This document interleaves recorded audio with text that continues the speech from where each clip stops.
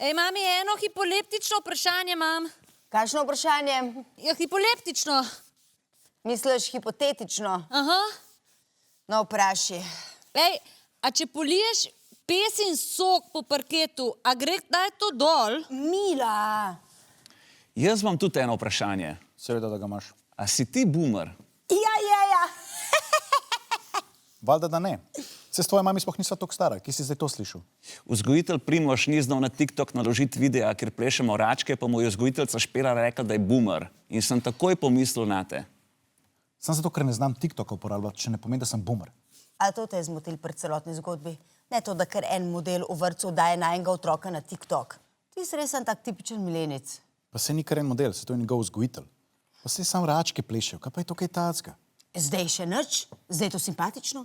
Ko bo pa Petrček postal pomembna oseba, bo pa povsod video, kako pleše račke. Mami, mislim, da niti nevarnosti. Itak da je.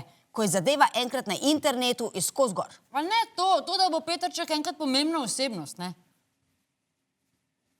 No, lahko upamo.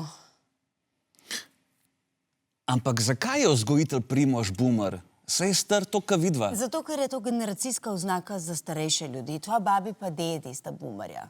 Še kar ne štekam. Ja, kakšno presenečenje.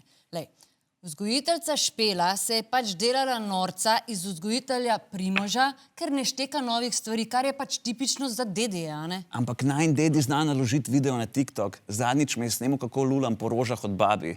Zdaj imam že 23 jurjev ogledov. Kaj je naredil? Tvoj oče obvlada novo tehnologijo, koncept politične korektnosti pa malo manj. Ja, in kaj je zdaj spet rekel? Mila, povej mu. Ja, zadnjič je eni moji sošolki rekel, ej ti, debela punčka, prid sem. Joj. In ko sem mu razložila, da tega ne sme govoriti, Ja, ker je to body shaming. je rekel, kako bo pa pol punčka vedela, da mislih njo. Mogoče pa je lahko reče punčka z vgrajeno ekstra zračno blazino. Petrček. Koliko si ti neumen? Mila! Ja, bodara shaming. Prosti, Petrček.